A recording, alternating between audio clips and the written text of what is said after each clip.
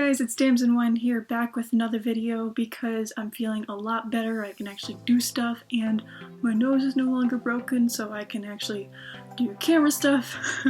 So without any further ado, I'm going to delve into a topic that I've been asked a couple of times, which is what's the difference between a small con and a big con? And so these are going to be some traits that are universally applicable, whether it's a furry con, an anime con, cosplay, whatnot. Just some tips to keep in mind for when you're trying to figure out which one would be better suited to you. A great example of the difference between price in small cons and big cons is Comic-Con International in San Diego, which was one of the first cons that I've tried to get into. Their lowest ticket price, I believe, is $40 for, I think, Sunday. The Comic-Con and Fan Expo here in Salt Lake City are almost $20 cheaper. They can be anywhere from $25 to $35, I believe. That's a good deal cheaper. Now, as I said before, the smaller cons usually won't run for as long. As I mentioned, FanX in Salt Lake City runs Friday and Saturday, whereas Comic-Con can run anywhere from Thursday to Sunday, any length in between that. Larger cons are usually going to stay in the big cities. You will probably have to travel if you don't live near any of those big cities to travel. Large cons tend to stay in large cities, meaning God. Blech. Another thing to consider when you're talking about price is large cons tend to stay in large cities. A smaller con may be more local to you, within maybe 15 minutes to a few hours drive. Larger cons you may have to travel a great ways to. And don't get me wrong, they can be totally worth it, but you also want to consider the ticket cost of an airplane or a train or whatnot, an Uber across the country, any one of those things. You'll also have to worry about a hotel, more likely, because you're going to be staying from far away, and unless you don't want to sleep in the car or on the streets, highly recommend a hotel. The prices are going to be shot through the roof on con weekends. I can tell you, Comic-Con International, one year I wasn't even going, I was just spectating. And it took me, I think, 2 weeks and exhausting the entire city's hotel registry to find one that was still had its prices jacked up 200%. It was ridiculous. You should also probably take into consideration the price of food, the price of any swag that you want to get, the price of any number of miscellaneous emergencies, maybe just some going out and drinking money. That can all be covered in another video, but you definitely should have some money set aside, even just for those unexpected life emergencies that always seem to happen. Ticket availability is going to be a lot more contentious with bigger cons.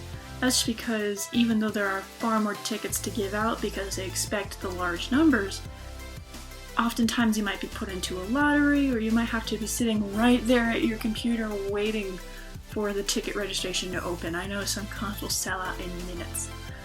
You really have some high competition for tickets, and like I said before, the prices are super high with big cons. They can be totally worth it, but that is something you might want to consider if you're trying to start out and you don't really know if cons are for you. More local cons are going to be far more likely to have gateway ticket options, meaning you can just walk right up to the con and buy a ticket there. I know that's a huge option where I live with the smaller conventions. I know that a lot of other places do it. So it's very, very accessible when you're going to a smaller con. It's very much laid back, there's not as much competition. The worst you might have to deal with is waiting in a line. And while we're talking about availability, let's talk about the availability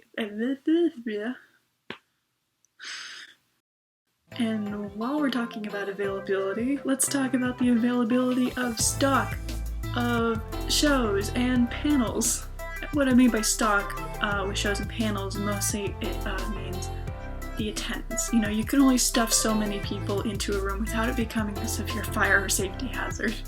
And trust me, even though some cons will let you sit on the floor because all the seats are taken, security will usually monitor that very closely, whether it's a meet and greet or a movie showing or a cosplay competition. or dance competition, they'll usually be very, very, very close on how many people are coming in, how crowded the room is. So if you are seeing something on a panel at a big con that you really want to go to, you have to make that panel, you have to have a seat, you have to be able to be there for every second. You need to plan. Big cons, you must plan. It doesn't mean that you have to plan your entire weekend out minute by minute, how much sleep you're getting, how long your showers are, but planning ahead, knowing the con book and the schedule will really, really help let you get the most out of your con experience. Smaller cons may have some big events, but it's a lot easier to really pick and choose which events you want to go to, plan ahead, and so you can know when to walk out of the con floor. Another thing about a smaller con is the con floor is usually a lot smaller and easier to navigate through, so you can usually get to your panel faster. Although if seating is a huge point and you know it will be crowded, I would recommend trying to get there at least 30 minutes early if it's going to be crowded, just in case. Just give yourself a little bit of cushion time so you're not freaking out, so you're guaranteed to get a spot. But I can tell you, with smaller cons, it is way more relaxed and more chill. As far as vendors and stock, again, with larger cons, you're gonna have way more variety, way more to explore, way more people that you have never heard of, and lots of great talent. You're also going to be vying for the stock and attention of several different vendors. This can be anything from asking for a sketchbook commission from an artist to getting that bag that you really, really want, or that pin or that sketch. Artists usually only have so many prints of things. They usually have only so many posters, so many items. And while many of them purposely overstock and try to have a large amount available, some of these vendors may sell out very quickly, at least of certain items.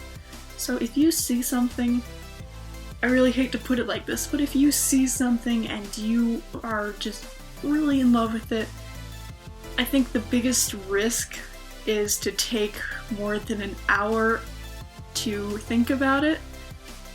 For me, it's usually I'll take a quick walk around the rest of the floor, and at that point I can usually decide whether I want it or I need it.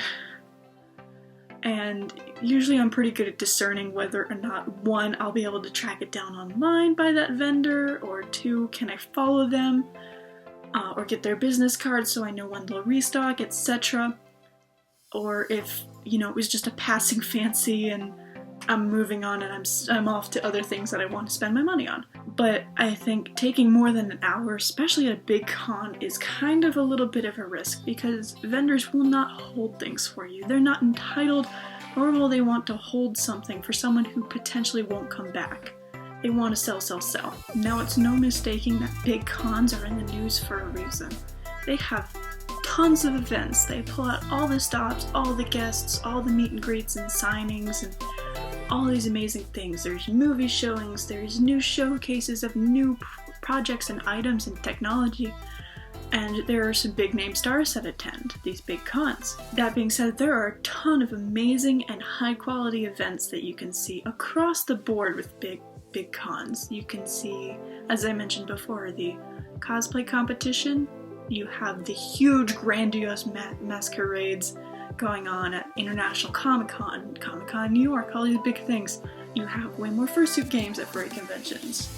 And you can have anything from video game tryouts to new technology tryouts, virtual reality booths at gaming and technology conventions. Point being, there are a lot of really cool things to do at big cons, and usually there is something going on all the time, whether it's a panel or games, or just a video game booth, or contests, or auctions, or whatnot, just all these different things. Big name stars, maybe, in a panel. There's a lot to do, and there is definitely going to be something going on at every moment that you're at the con, so you will definitely not be standing off to the side of the con space and wondering what to do next. Although you might want to just sit down and take a breather for a minute. With smaller cons, I have still found that there are some great, amazing events that go on, and oftentimes there are some amazing people that I never would have known of who are hosting panels or doing signings or whatnot. But again, going on to the con's website maybe a week or two in advance when you're sure that they've got everything locked in, and checking out the schedule, making sure that you're seeing everything that you want to see and planning everything out, and maybe even doing research into people that you don't know of, or maybe what the event might be about, is really, really good no matter what size con you're going to. While big cons may have more events and more panels and everything to attend, as I said before, there can be the problem of availability of seats, or you might need to pay ahead for some events, but really just planning ahead will give you the most enjoyment and bang for your buck out of a con. Let's talk about the people. So for me personally, and I think it should be said for everyone, the con is nothing without its people, without the customers, the con goers, the cosplayers, people who are just coming to enjoy the con. These places, these vendors, these artists would be nothing without our support, and we come there to show it in all of our nerdy glory. The con space is a wonderful place to meet business partners, maybe even people to work for. It's a great place to advertise, and it's a great place to meet friends. Now, I have a whole other video coming up about how you can participate in a con when you're not really sure what your place is, but I can assure you that every single person who goes to a convention, even you have a place in the con. Even just as somebody people watching, you are an important facet to the convention, because you're paying to keep this con going. You're the lifeblood of the convention, no matter if you're buying swag or not, no matter if you're participating or not. You are putting your patronage towards this event so people and you and your friends can go for years on end. On top of that, you can meet so many amazing people there. I mean, there are so many horror stories about things that happen at cons, about weird people, because let's face it, they all come out of the woodwork at a convention. But I feel like we don't emphasize enough the good things and the good people we meet at cons. There's so many great ways to get yourself out there, which I can highlight in another video. There are so many ways to get yourself out there at a convention. There are so many ways to advertise politely and with grace. And there's so many ways to interact with people and strike up a conversation and make friends. That being said, it can be a lot easier for someone to do that at a smaller con. The biggest reason why is because you're usually going to have people who are locals. So for me, going to Fan Expo, which is literally 15 minutes down the street for me, I am far more likely to meet 10, 20, 30 people from the Salt Lake area just by sitting in panels next to them than by going, say, to San Diego Comic-Con International, where I might see somebody from Carlsbad, California to Tokyo, Japan. You never know. Of course, you're going to have people flying in from all over the world to see their friends during a convention, because why not? But you're usually going to find far more people who are closer to you on the map and therefore far easier to connect with when you go to a smaller con. But of course, the thing with a bigger con is there are far more people. I've heard so many times that if you go to a big convention and you find somebody that you really connect with, you better stick to them like glue or else you'll never see them again. Which has some truth to it. Big cons are so big, and everyone's schedules are so crazy and everyone's buzzing around like a beehive, it's ridiculous, that oftentimes you might not see that person again unless they're in like a super elaborate cosplay and you can see them from across the floor, even if you're not even trying. Which is why it's always good to keep your contact information handy, whether it's on a little printout card, a business card even, or if you just have your phone on hand ready to whip out. It's always good to connect as soon as you can with somebody that you feel like you click with. And again, that can be anyone from a possible business partner to a supporter, a fan, to even a new friend. But as far as meeting new people, cons are a great place because you're a nerd going to a nerd event and you're going to be surrounded by other nerds. And I don't care if you're a car nerd or a furry or a cosplay nerd or an anime nerd, across the board, you're going to meet like-minded people in a creative space, in a creative, safe outlet. And that's an amazing situation that's only going to occur in that one space of time ever. So make the most out of it. The last big thing that I want to bring up is security and organization. Now, don't get me wrong, conventions are highly, highly, highly organized events that take months of planning, both on the financial end and on the actual event end. And they require lots of security, they require lots of eyes, lots of people making sure that, order's kept and that everybody's cool and there's problem resolution. And at that point, you really have to study up on how long a convention has been there, because not through personal experience, but through perusing online and looking at things like DashCon or whatnot, you have to be really wary these days of people who might not know what they're doing. You have so many conventions popping up, which is fantastic. It's great that this is kind of a burgeoning business point,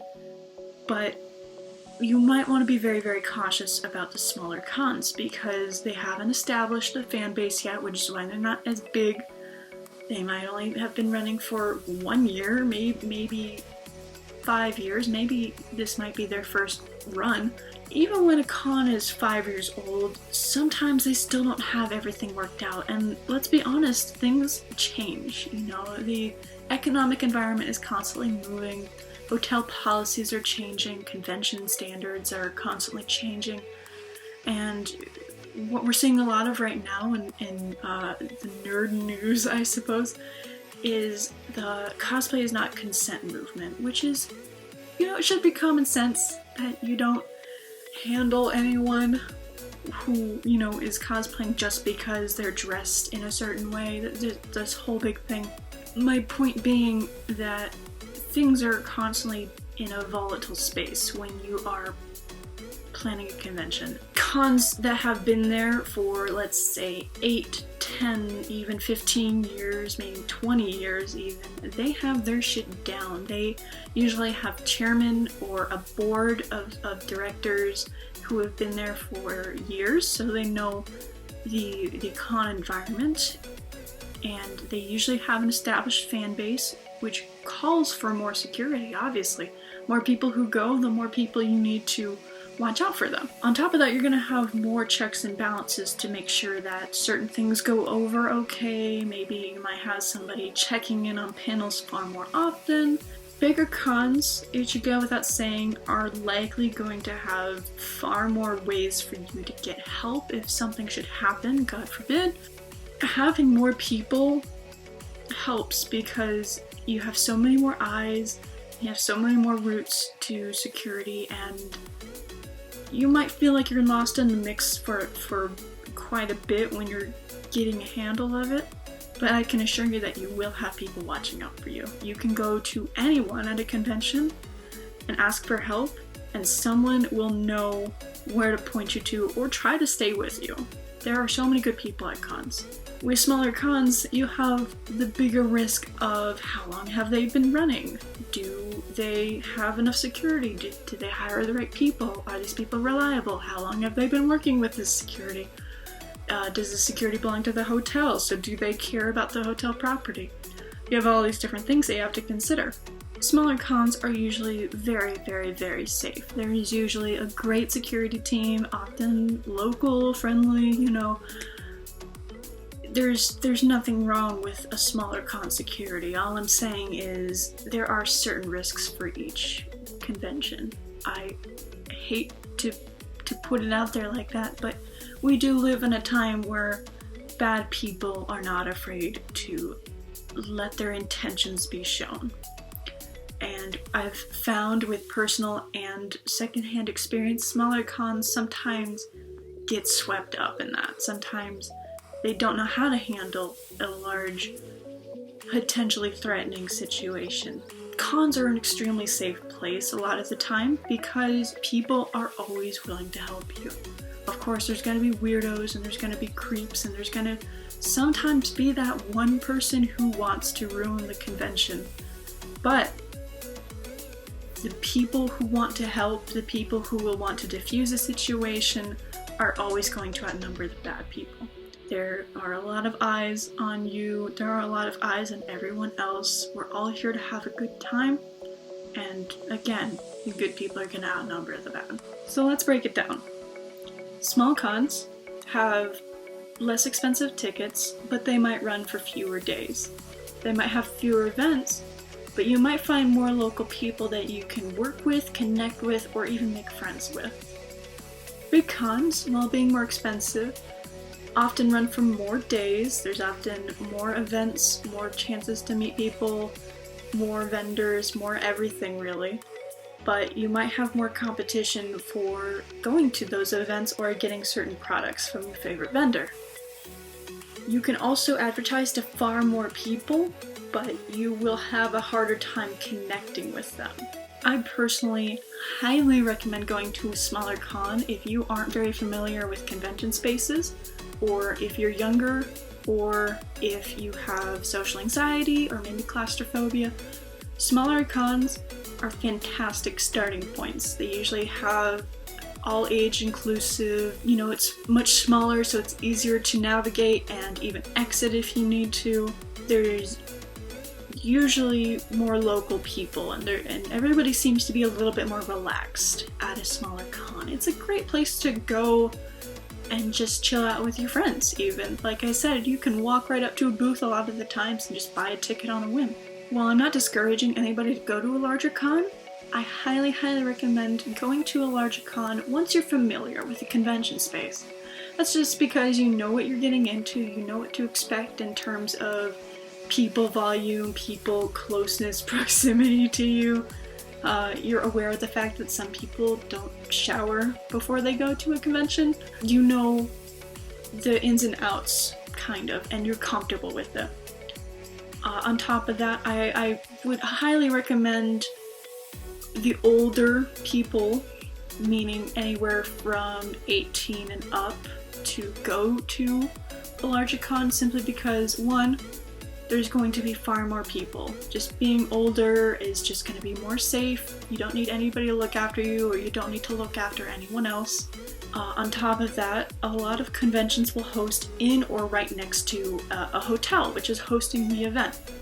And a lot of times people you meet, or people that you are staying in close proximity to, are going to be drinking. Now, a lot of bigger conventions have age restrictions precisely for this reason, because they don't want any accidents or anything weird happening. If you're old enough to drink, or you're old enough to, be legal, it is a lot safer and a lot less complicated for so many different reasons. So guys, I think that's gonna do it for my super long, super rambly video. Again, if you like this video, please press like, please subscribe if you're that interested in listening to me. If you have any questions, comments, concerns, please put them in the comments below. I'm still figuring out this YouTube thing, so I'm gonna figure out if any of this audio got figured out, and if there are links, they will be right here. Alright, thanks so much you guys. As always, I'm Damson, and I will see you in the next one. I'm not afraid of any life I've not made. I'm quite happy in my castle by